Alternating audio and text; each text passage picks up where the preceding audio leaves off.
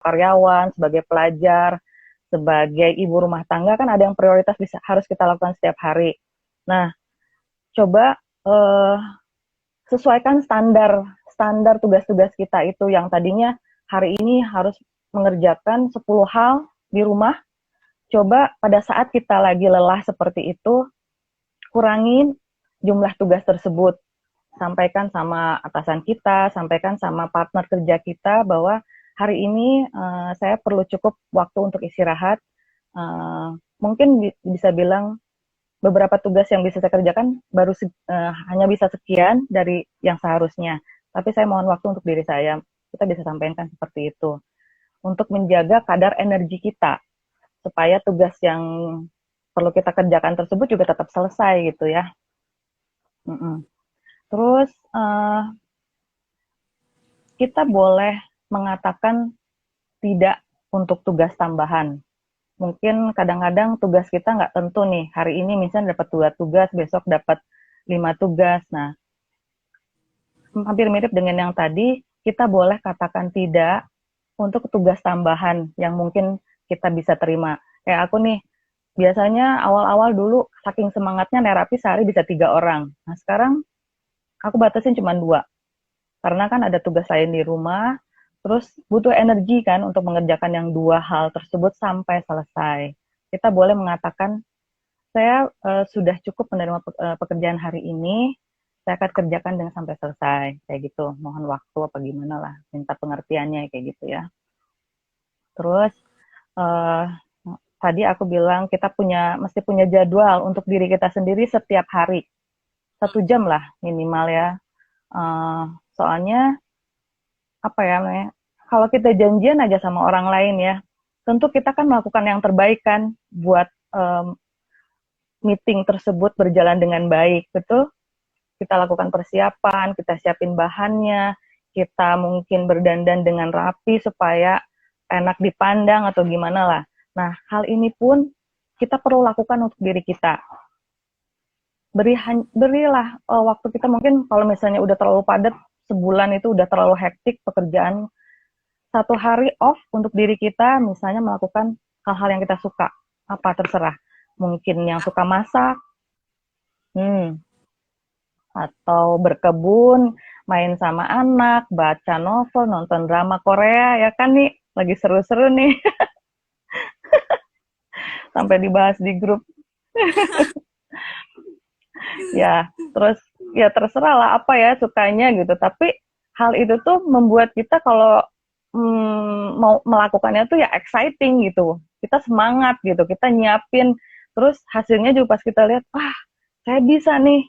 Saya berhasil bikin kue misalnya, saya berhasil masak ini. Kalau aku sih jadi ngelukis ya, ngelihat lukisan tuh jadi, ya ampun, ternyata gue bisa ya bikin kayak gini gitu. Kemarin-kemarin nggak tahu kalau kita tuh bisa lakukan ini gitu, nggak kepikiran.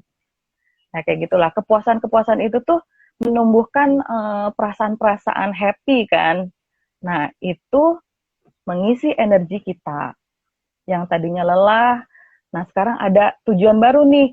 Saya perlu ada harapan gitu loh yang bakal kita dapat kalau kita melakukan itu gitu.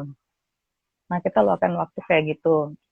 Terus kita juga kita usahakan untuk olahraga, gerak. Nah di NLP yang aku pelajari itu ada asumsi yang kita akui, asumsi itu tuh betul gitu. Jadi di situ dia disebutkan pikiran dan tubuh kita ini satu sistem.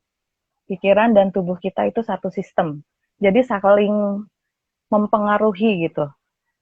Kalau misalnya pikiran kita lagi nggak nyaman, banyak yang dipikirin, tubuh kita gerakin.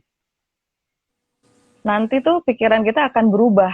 Tidak akan seperti overwhelm di satu perasaan gitu. Misalnya kita lagi sedih banget. Nah, coba gerakin, entah jalan, mungkin sekarang kan terbatas ya kita keluar, bisa ke depan rumah, bisa ke halaman belakang, ke garasi sekalipun gitu, itu kan gerak ya. Kita berada di lingkungan yang berbeda dari tempat kita pada saat mengalami kejadian itu tuh bisa juga mengalihkan pikiran kita gitu. Kayak gitu. olahraga ya jelas lah ya. Apa namanya, sirkulasi darah kan, nih kan suka olahraga kan, seger ya nih ya kalau habis olahraga. Mm-mm. Sekarang bisa lah di rumah ya kan, ya. Terus apalagi ya. Kalau susah tuh buat olahraga katanya Fit. Ya emang awalnya suka mager ya kan, tapi karena kita butuh ya akhirnya dilakuin sih, apalagi kalau pipi ini udah mulai di rumah makan. Terus apalagi ya, oh tidur siang nih, tidur Oh itu siang. tidur siang itu Ya perlu ya. tidur siang, tidur siangnya nggak perlu lama-lama sih sebenarnya, setengah jam, 20 menit, setengah jam. Nah orang Jepang katanya katanya udah sering, udah banyak yang lakukan itu kan. Nabi juga mensunahkan itu lagi. Uh, Beliau sampaikan tidur sebelum zuhur ya kalau nggak salah, itu baik buat kesehatan. Terus ada penelitian juga yang bilang itu juga mencerdaskan gitu, tidur siang itu. Kalau misalnya punya waktu lebih banyak, ya boleh aja sih. Tapi kan kalau tidur siang itu kan biasanya di antara apa namanya, rutinitas dari pagi ke siang dan di antara rutinitas siang ke sore gitu ya. Ya kalau punya waktu yang cukup ya boleh aja gitu dilakukan. Terus sama terakhir, perhatikan kata-kata kita. Kata-kata kita tuh kayak yang kita ucapin sama diri kita. Misalnya tadi kan, aduh gue stres nih. Aduh Mm-mm. kayaknya apa namanya, ini bener deh kayak. Nah hal-hal seperti itu tuh coba kita kurangin sedikit-sedikit gitu ya. Jangan terlalu mengatakan diri kita tuh kita begini, kita begitu gitu. Coba pilih kata-kata yang lebih ringan daripada yang sebenarnya kita rasakan gitu. Kayak misalnya kita sedih nih, mungkin aku cuman kaget aja ngedengar peristiwa itu. Itu bisa kita katakan dalam hati gitu, kayak semacam self talk lah gitu. Jadi self talk kepada diri kita pada saat kita menerima informasi, melihat sebuah kejadian atau merasakan sesuatu, coba buat kata-kata tersebut lebih ringan daripada yang sebetulnya kita rasakan gitu. Sebenarnya bukan denial ya, kalau kalau dibilang kalau kayak gitu berarti kita denial dong. Enggak, bukan begitu. Kita tahu, kita sadari bahwa kita merasakan perasaan tersebut ya. Kita takut gitu. Tapi uh, coba sampaikan ke diri kitanya itu lebih ringan daripada itu gitu loh. Supaya lebih mudah untuk meredakannya kayak gitu. Kadang-kadang kan terlalu apa ya, Ekstrim. terlalu gitu. Mm-mm, mm-mm. Sedangkan apa yang kita ucapkan, apa yang kita pikirkan itu kan uh, dia tuh seperti energi gitu loh. Justru kalau kita mengatakan hal-hal yang lebih baik, yang kita apa namanya, resonansi atau kita terima balik dari luar diri kita itu jadi positif juga gitu loh. Kalau kita mengatakan hal yang negatif kepada diri kita, yang kembali ke diri kitanya itu malah hal-hal juga yang seperti apa yang kita ucapkan gitu kan, kita nggak mau kan. Ya, Nah jadi coba pilihlah kata-kata yang positif yang kita katakan sama diri kita, ya kira-kira kayak gitu nih. itu adalah 10 tips ya.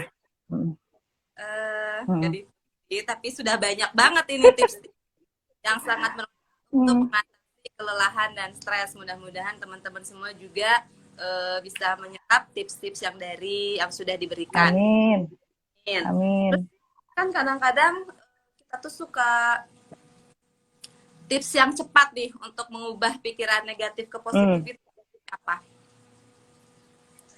Kalau kita mau lebih cepat ya, uh, walaupun ini tetap perlu latihan, tapi bisa lah ya.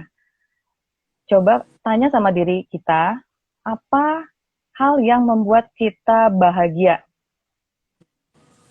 Misalnya, gini deh, coba munculin seseorang yang menyenangkan buat buat Eni, siapa tuh? Kalau nih lihat dia tuh, ini langsung Happy gitu. sumringah, langsung happy gitu. Si Ayah, Baby, Naomi, nah, nah itu bisa cepet banget tuh. Kayak misalnya kita, aduh, bosan apa gimana gitu ya, munculin deh itu wajah anak kita yang lucu, yang cantik, atau kalau yang belum punya anak, misalnya pacarnya lah, atau siapa lah, atau boneka, atau apa, atau lihat sesuatu pemandangan yang bisa kalau kita lihat, wah sejuk banget yang ngelihatnya gitu. Nah itu bisa dipakai nih, itu bisa cepet banget. Soalnya kenapa? Kita punya memori, misalnya nih ya, aku kan bikin ini nih, lukisan ini ya, Nah, aku itu tuh punya memori tentang hai. pantai. Mhm. Nah, kalau ngelihat gambar pantai, foto pantai lah atau apa tuh langsung kedenger, aduh, duburan ombaknya kedengeran gitu. Terus apa di kulit tuh ada angin kerasa gitu nerpa ke kulit, terus angetnya matahari, ya kayak gitu-gitulah. Itu lebih mudah untuk kita merangalihkan perasaan yang nggak menyenangkan pada saat itu juga gitu. Langsung aja munculin itu, boleh merem sambil tarik napas, oh udah deh. Bayangkan diri Anda berada di sana saat itu juga. Insya Allah bisa berhasil langsung. Kata Mbak Afrilia itu mensugesti diri Hai sendiri. Teh. Iya, Mensugesti mensugesti diri sendiri itu memang utama ya. Ya betul, betul. Apa yang kita katakan setiap hari, misalnya gini loh, kita ini punya kontrol hanya 4 di diri kita ya. Ada 4 yang bisa kita kontrol di dunia ini sih sebenarnya. 4P, aku sebutnya 4P. Pikiran kita, perkataan kita, perasaan kita, sama perilaku kita. Ketika kita melihat sebuah kejadian, kita boleh memilih kita mau memikirkan apa tentang kejadian itu. Kita yang kontrol. Terus kita mau mengucapkan apa tentang hal tersebut, kita juga yang kontrol. Orang lain tuh nggak bisa. Mau nyuruh kita, kamu jangan marah. Nggak bisa, ini perasaan kita. Kita pun nggak bisa begitu ke orang. Yang bisa kita kontrol adalah 4P tadi. Ini pikiran saya, ini perkataan saya, ini perasaan saya. Melihat kejadian itu, saya merasa, ya mungkin ini sudah takdir saya, tapi saya bisa berbuat lebih baik, misalnya kayak gitu. Itu perkataan kita kan. Nah, perasaan kita, saya baik-baik saja. Melihat ini, saya baik-baik saja. Kayak gitu misalnya. Terus perilaku kita, apa nih setelah melihat kejadian itu, apa perilaku yang bisa kita lakukan untuk diri kita?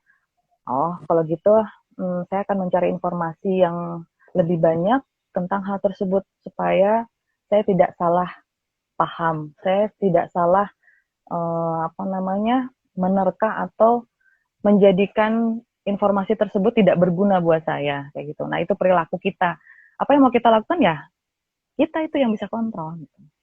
Kayak gitu nih. semuanya itu harus positif ya Fit ya, dari pikiran Ya, yang positif, perkataan yang mm-mm, positif, perasaan positif, mm. pokoknya yang negatif-negatif itu hilangkan ya.